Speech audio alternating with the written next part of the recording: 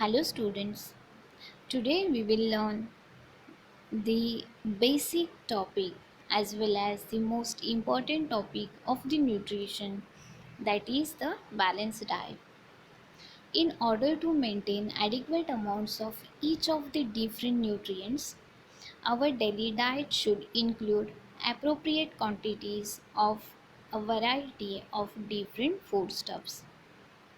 Balanced diet provides all nutrients, that mean macronutrient and micronutrients in required amount and in the proper proportions.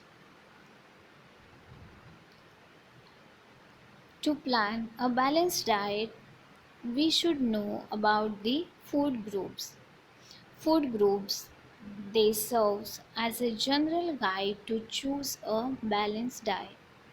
It also provides information as to which of the different foodstuff can be substituted for one that may be temporary unavailable.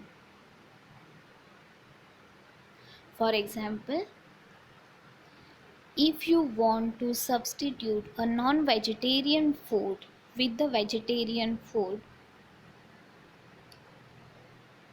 to plan such a diet, you must require a food group chart which will guide you that which foodstuff you can substitute for the non-vegetarian foods. For example, you can take soya bean to substitute non-vegetarian food like chicken. A balanced diet, it is the combination of fruits, vegetable, grains, dairy products, cereals, everything. This is the food group where you can see the food pyramid is divided into different sections which gives different nutrients, like the apex is for the fats and oils. Below that, milk, yogurt, cheese groups, then meat, poultry, fish, eggs, nuts. After that, fruit group and vegetable group, and at the base of food pyramid it is the bread, cereals, pulses, rice, pasta, etc. So this food group guide us that the things which are towards the apex are to be taken in less amount, and the things or foods which are at the base, they should be taken in the more amount. Next is the recommended dietary allowances. Recommended dietary allowances is defined as the nutrients present in the diet which satisfy the daily requirement of nearly all individuals in a population. So according to RDA, every individual has to be given the required amount of nutrient. The nutritional requirement we will be discussing now. For the Indians, the energy requirement, as we all know, the unit of energy is the kilocalorie, and energy is the must and the most important factor for carrying out the daily activities. So it can be expressed as the physical activity ratio, the total physical activity of an individual, and the total energy expenditure of that individual is can be calculated as the ratio of energy cost of an individual activity per minute to the cost of basal metabolic rate per minute.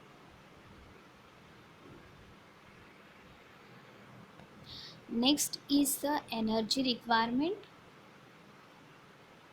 for physical activity.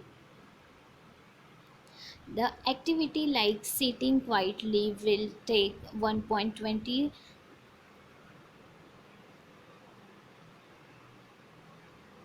calories according to Indian data, and according to international data it will take 1.25 kilocalories.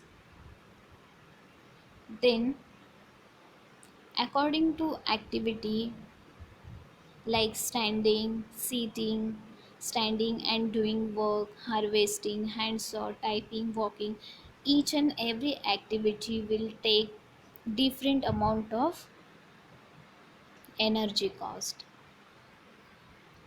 Then energy requirement for male and female according to their age. The energy requirement is different.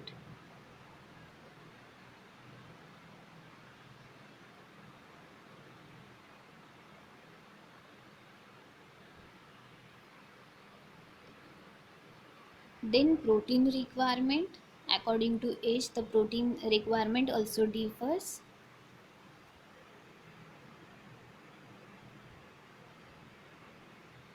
Then fat requirements.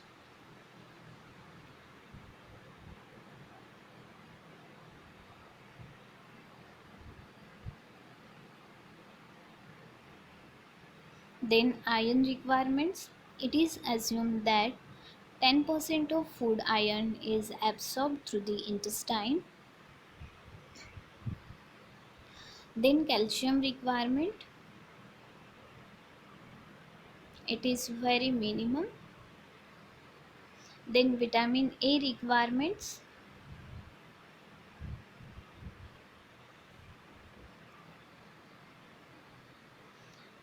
Next we will discuss the major nutrients in the food. These are the carbohydrate, protein, fats, vitamins and minerals. Carbohydrates. Carbohydrates are the main component of fruits and vegetables and represent more than 90% of their dry matters. They are classified into three groups as the monosaccharide, oligosaccharide, and polysaccharides. Next one is the protein. It is necessary for the building of muscles and repairing of the body tissues. They are also called as the building blocks of the body. They act as a transport nutrients, act as enzyme and hormones. 1 gram of protein gives 4 kilocalories. They help in recovering from infections and diseases. Recommended dietary allowances for protein is 34 to 56 gram per day, and that is depending upon the age and sex. Then during pregnancy and lactation the requirement increases up to 71 gram per day. Then fats.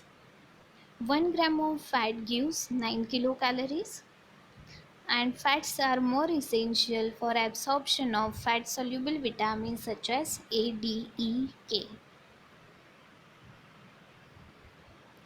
Then vitamins.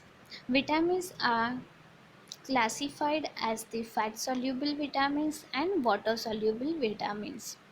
Fat soluble vitamins are A, D, E, K, and water soluble vitamins are vitamin B complex and vitamin C. Vitamin A is essential for the proper vision, healthy skin, alimentary and urinary tract. It is also needed to prevent infection. If deficiency occurs of the vitamin A, it will result in the night blindness and vision problems. Then vitamin D, it is essential for healthy bones and helps in the calcium absorption. The deficiency of vitamin D can cause rickets, osteomalacia or other bone problems. Vitamin E acts as a antioxidant. It reduces the risk of degenerative diseases. Deficiency of vitamin E can cause fragility of red blood cell, causing that can lead to anemia. Also increases urine excretion. Then vitamin K, it has anti-hemorrhagic property which helps in the coagulation of blood in case of heavy bleeding. Deficiency of vitamin A can cause prolonged blood clotting that will lead to more bleeding. Then vitamin B complex, it's act as a coenzyme, and that's why it is important for the metabolism and utilization of energy. Deficiency of vitamin B complex can result in the problems like oral problems. Then vitamin C, it is required for the synthesis of bone, teeth. It helps in the absorption of dietary iron. It gives strength to the blood vessels. It also acts as an antioxidant. Deficiency of vitamin C can result in the scurvy, that is the soft and bleeding gums. Then there are some important minerals like calcium, phosphorus, iron, sodium, potassium, magnesium, zinc and copper. Calcium, it helps in the formation and maintenance of skeletal and teeth, contraction of muscles and normal functioning of heart and nervous system. Then phosphorus, for healthy bones and teeth, component of nucleic acid, helps in cellular metabolism of nutrients. Then iron, essential for formation of hemoglobin of RBCs and transport of oxygen, also necessary for various oxidation reduction reactions in the body. Then potassium, in conjunction with sodium, it is necessary to maintain osmotic balance and keep cells in shape. Magnesium, it is required for cellular metabolism, present in bones along with the calcium. Next point is the nutrition requirement for different categories of people. The different categories such as the infant from 1 month to 1 year, then toddler 1 to 3 year, preschooler 4 to 6 year, schoolers 6 to 12 years, adolescent 13 to 18 years, adults and old age. First we will see the nutritional requirement for the infants. For that we have to know what is infant, what are the characteristics of the infant. So infancy, it is the period of rapid growth, as that period is from 1 month to 1 year. The rate of growth is more rapid. The average birth weight of newborn is 3 kg. So at this stage, uh, the infant will be aging for 3 to 4 year, 4 kg. In first few days, the newborn loses about 10% of body weight. Infant usually doubles the weight at 6 months and triples at the age of 1 year and 4 times at the age of 2 years. So these are the initial uh, days of the baby to adjusting with the external environment, as when it was in the mother's uterus the environment was very warm. After delivery, the external environment is very cool as compared to the inner environment, so the baby will lose its 10% body weight in the adjusting with the external environment. At this stage, the baby will measure for 50 centimeter in length,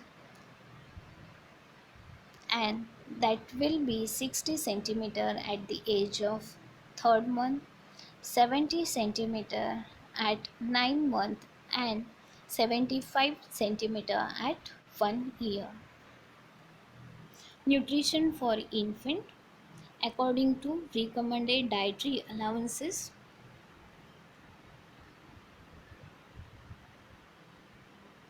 Nutritional requirements for infants have largely been based on breast milk intake combined with the supplementary diet. Till the age of 6 months, the baby should be only on breast milk. It is called as the exclusive breastfeeding. After the completion of 4 months, along with the breast milk, you can start the supplementary diet, also called as the weaning diet. And the supplementary diet is needed to provide the required nutrients for the infant. Documented evidence shows that infants grow well on exclusive breastfeeding for first 6 months of life. These are the nutrition content of the breastfeeding, that is the breast milk. Breast milk provides various nutrients and they are enough for the baby during first 6 months of age. Next one is the toddler from 1 year to 3 years of age, and preschoolers from 4 to 6 years. Here are the characteristics of toddlers and preschoolers. During the second year, increase in height is about 10 centimeter and weight gain is about 2.5 kg. During 3 to 6 years, height gain is 6 to 7 centimeter and weight gain is 1.5 to 2 kg. As growth proceeds during childhood, there are changes in proportion of water, muscle tissue, fat deposition and the skeletal structure. During the second year of life, the child starts developing a sense of individuality which is distinct from his mother. Preschool age is age of imitation and sex identification. So, during 4 to 6 years of age, the child will start to imitate the elders. It may be mother, father, or any family member. The child will start to act as a family member. And also, there will be sex identification, that is, male and female, that child will come to know. This is the chart for balanced diet for toddler and preschoolers.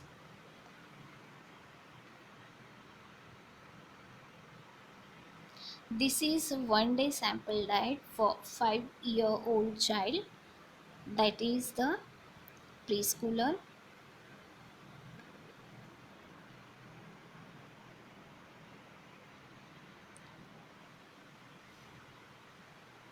Next is the factors influencing diet for school going children.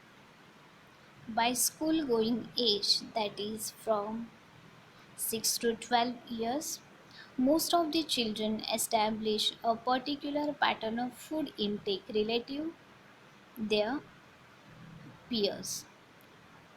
At school, he is exposed to food patterns which may be different from those at home and want to accept them. Behavior at mealtime may be a problem as children are usually at hurry. So most of the time, the school going children will not take food properly. They may rush to their breakfast due to early school timing and with their evening meals due to play and other activities. They want to involve more with the peer group or more with the friends, and they will avoid such eatings. The adequacy of children's food depends not only on food available to them but also on the food environment. Advertising and TV have a strong influence on the type of food chosen by children. At this age, the children will have more influence of the advertisement and the peer group.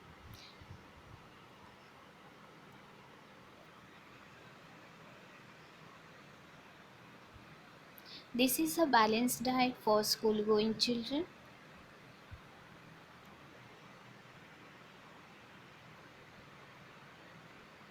This is the one day sample diet plan for the 8-year-old child. Then adolescent, that means from 12 to 18 years. Characteristics of adolescent: during this period growth and development take place at all levels, namely physiological, psychological and social.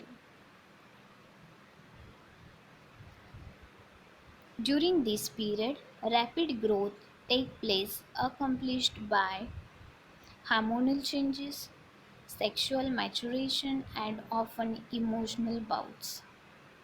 Mood swings will be there.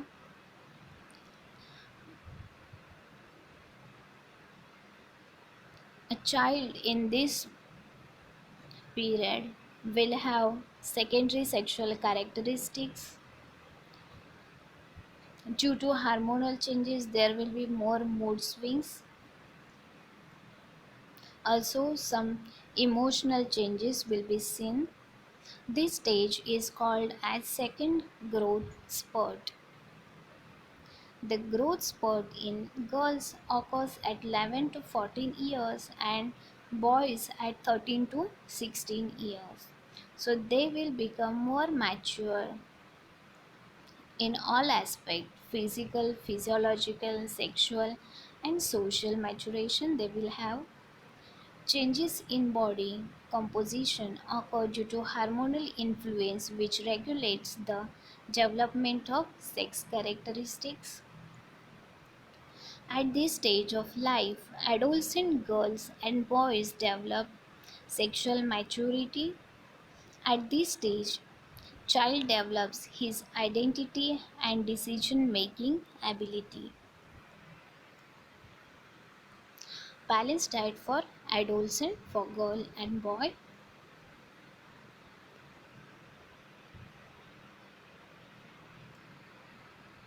This is a day sample diet plan for 14 years boy.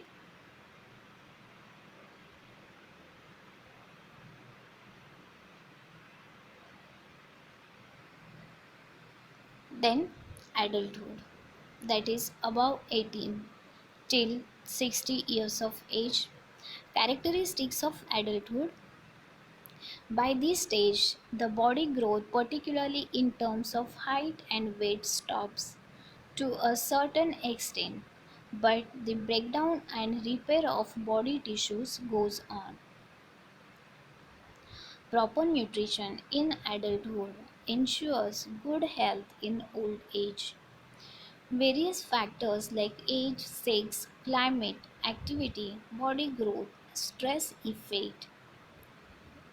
affect our body need for different nutrients.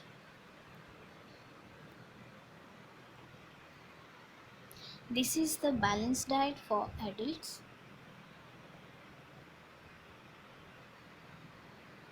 One day menu plan for an adult. This is for the sedentary work.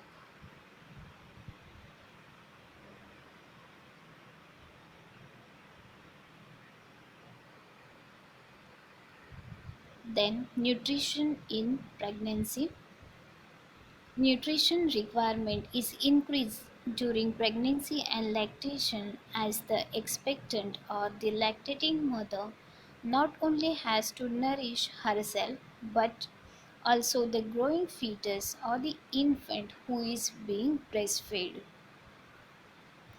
Poor diet during pregnancy can affect the mother's health. Inadequate diet during pregnancy also affects the baby in infancy. So, the nutrition during pregnancy must be fulfilled by the mother.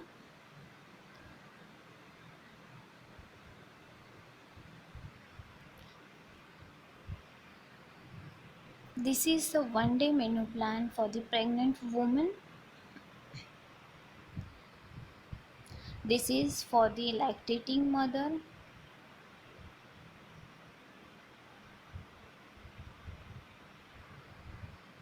The nutrition for aged people means above 60 years of age.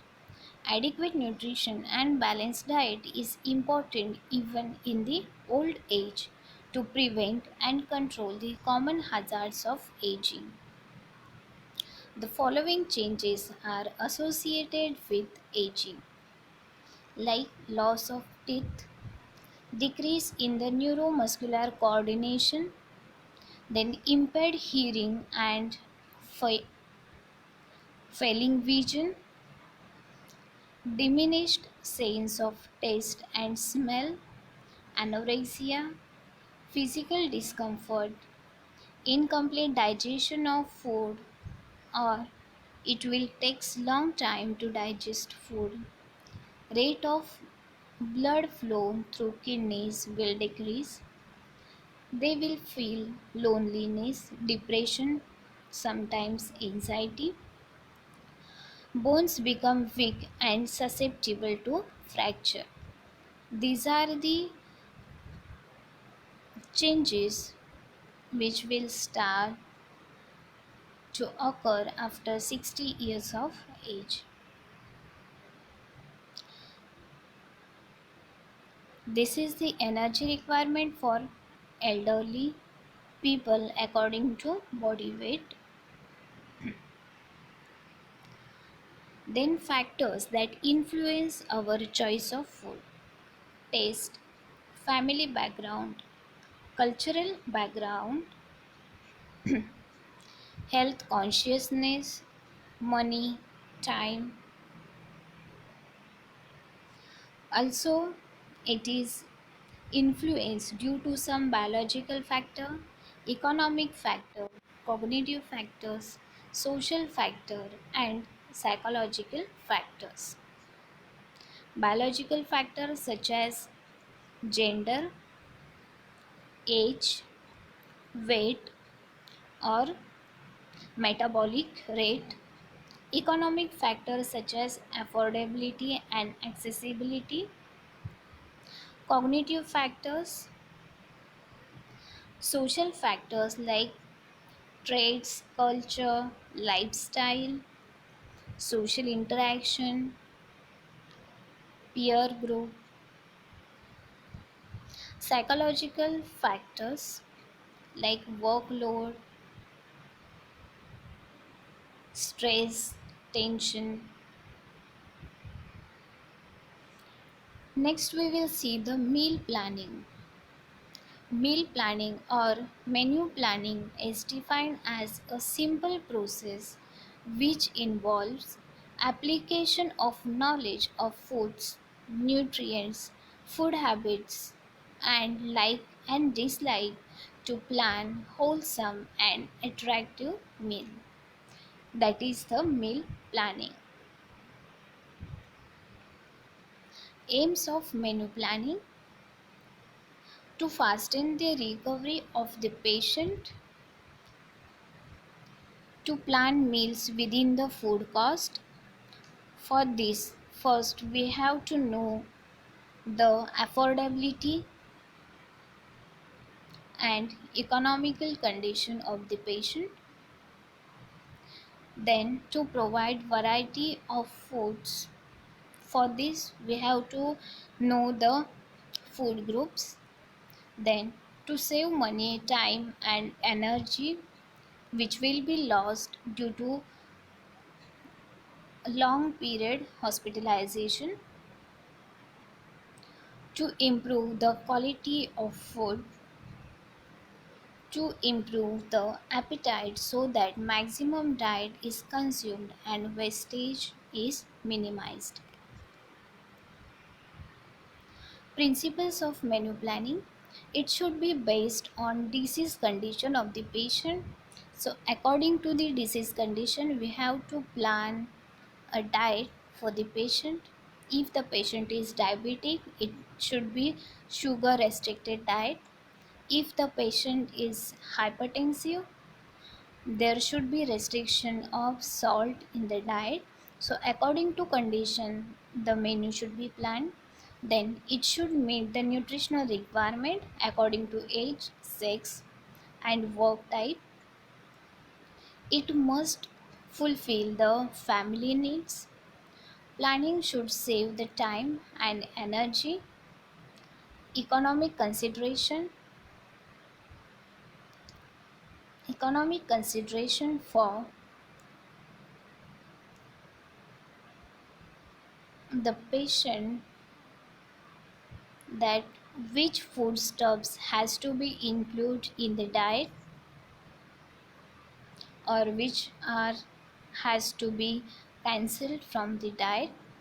So affordability should be seen prior to the menu planning.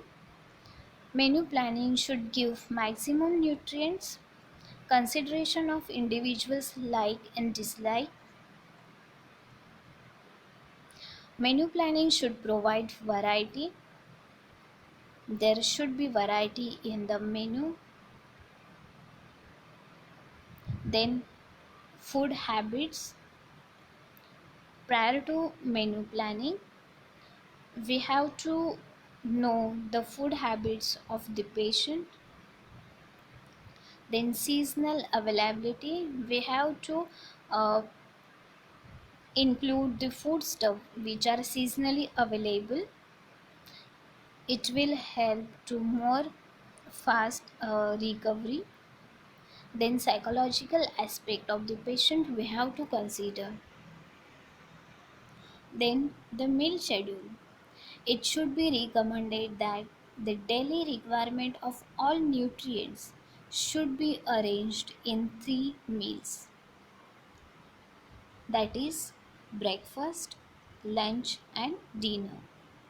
It is essential that a combination of 3 meals provide a selection of food which will most nearly suit the needs, preference, habits, and activity of all family members. First is the breakfast. Basic breakfast should provide more than 25% of the daily requirement. It should be consist of fruits, cereals, milk, bread, eggs. Then lunch. Lunch is lighter meal than the dinner, although food include are same as for the dinner. Next is the dinner. The dinner menu should be made after plan of breakfast and lunch are complete. This is an excellent opportunity to include foods needed and used in the other two meals. This meal should be satisfying the nutrition.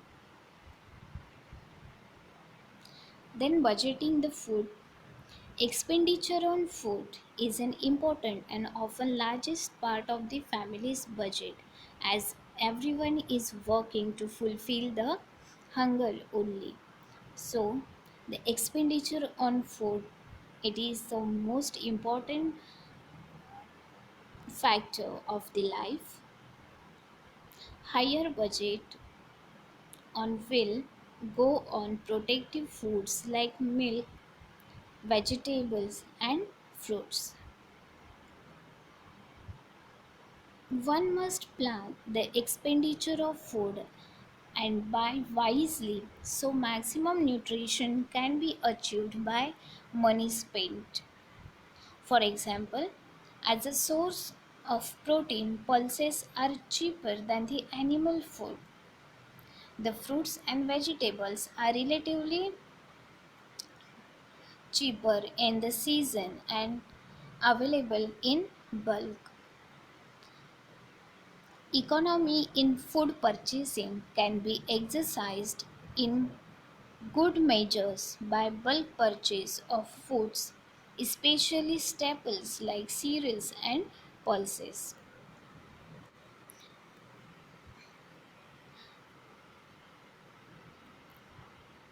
So, for budgeting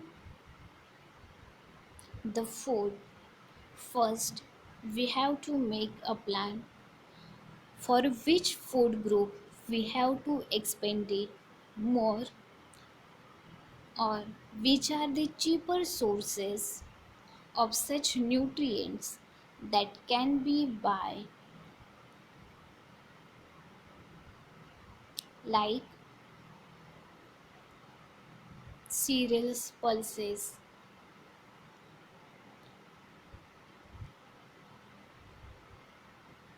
and some foodstuffs which are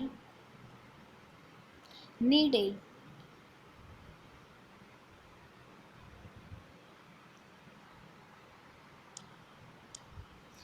but are not necessary. For example, dry fruits, some costly fruits. So we can avoid to expend the money on that food group. So, which are necessary and essential food groups or foodstuffs are there? So, we have to plan the proper budgeting for the food. Then, factors to be considered while budgeting the food.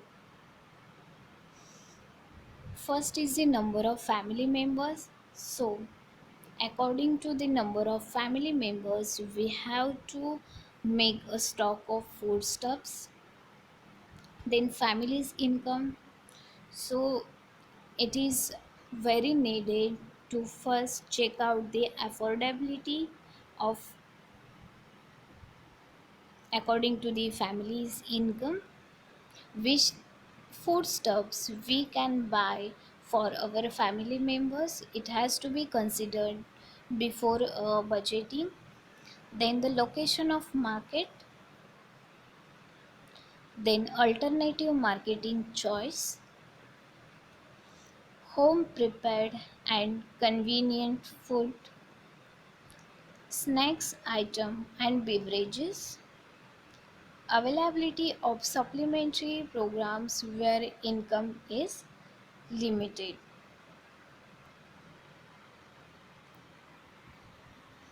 The nutrition requirement for different categories of people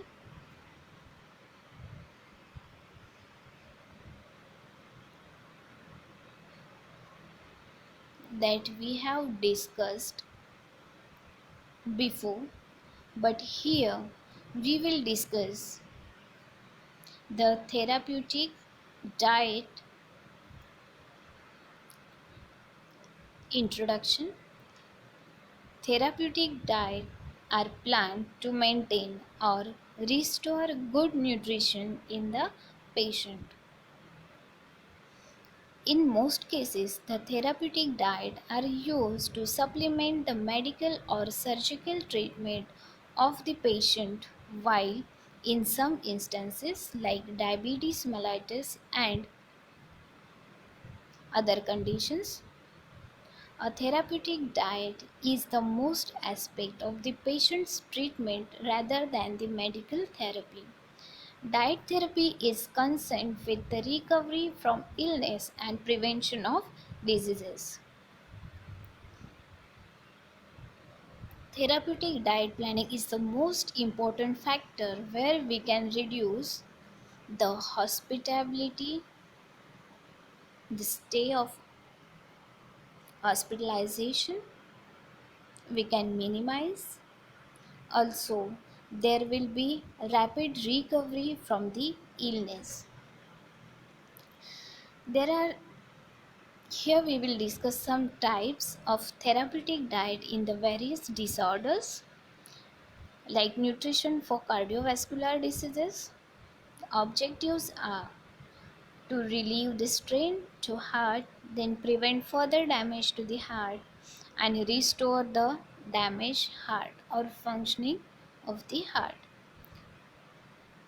These are the recommended food for the cardiovascular diseases. This is the list of foods to be avoided in cardiovascular diseases.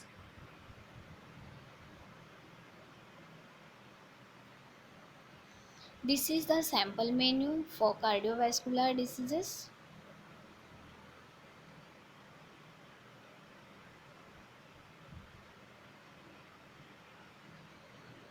Then nutrition for chronic renal failure. It should be low protein and low sodium diet for the chronic renal failure.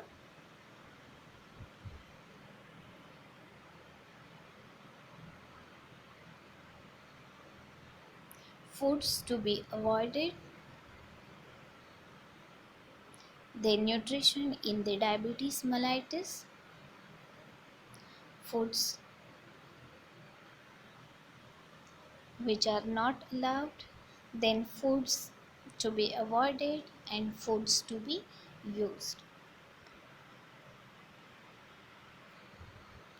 This is the menu plan for the diabetic person, means the nutrients.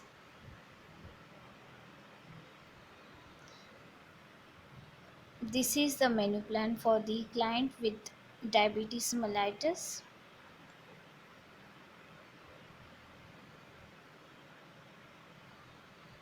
Then diet in fever. The nutritional requirement will depend on the nature, severity and duration of the fever. During this phase, calorie requirement is increases as there will be increase in temperature. It will lead to ultimately increase in the energy expenditure. For increase in 1 degree Fahrenheit, there will be loss of 7 to 9 kilocalories. If the temperature increases by 2 degree Fahrenheit, there will be more energy loss. It will be for 14 to 18 kilocalories. So according to the duration and the severity of fever, there will be more calorie loss. Frequent feeding must be given to the client and fats must be restricted. The frequent feeding is needed as there will be more fluid loss through skin due to fever. Fluid intake must be from 300 to 500 ml in the form of glucose or fruit juices. A readily digestible foods must be given. Here We will prefer the liquid diet for the patient with fever. When fever goes down, bread with milk or milk puddings or rice dal must be given. This is the menu plan for high grade fever.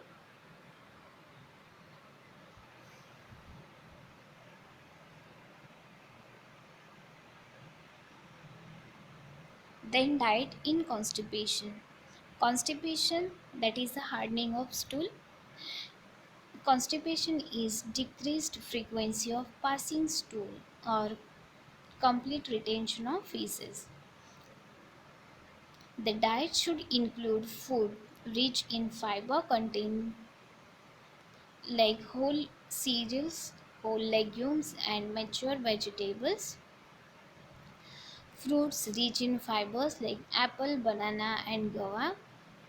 Then more fluids in the form of coffee, tea, fruit juices, warm water, buttermilk should be given to soften the feces.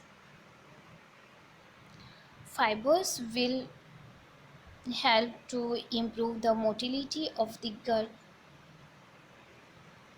Then diet in diarrhea. Diarrhea is increased frequency of loose or watery stool more than 3 times in a day. It occurs in infectious conditions of colon. Diet must include mainly fluids like oral boiled water containing electrolyte salts, that is glucose, sodium chloride, etc. Fluid should be given quarter one hourly frequently to replace the fluid loss. Oral rehydration solution must be given, which will fulfill the electrolyte requirement, which is lost.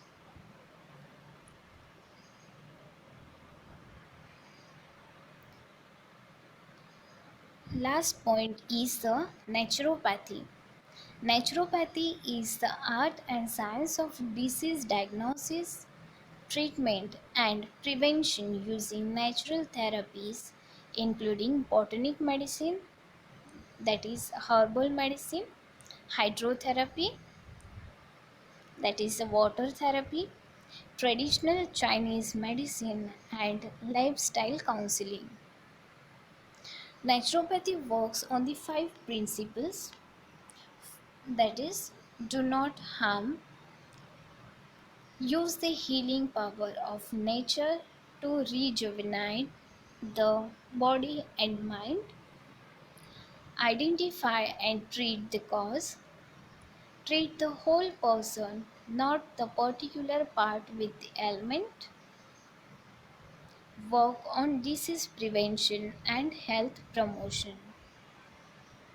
Methods used in naturopathy: treatment based on nutrition and diet, then detoxification, that is the use of short period of fasting and controlled diets aid the natural processes by which body rids itself from toxic substances. It is believed that due to fasting,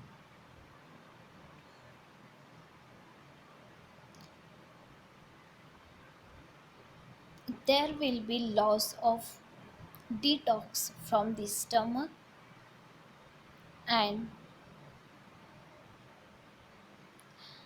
the body will rid itself all the toxic substances naturally.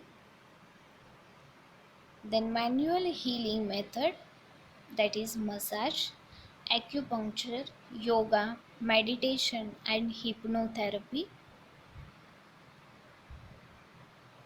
Then herbal medicine, homeopathy, hydrotherapy, the therapies which are been given using water, then exercise and relaxation technique. Precautions to be given during the naturopathy.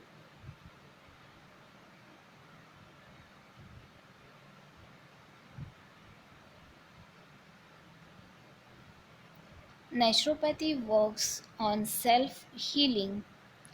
Here, every individual is a doctor as everyone can heal himself. Water is the main nutrient here.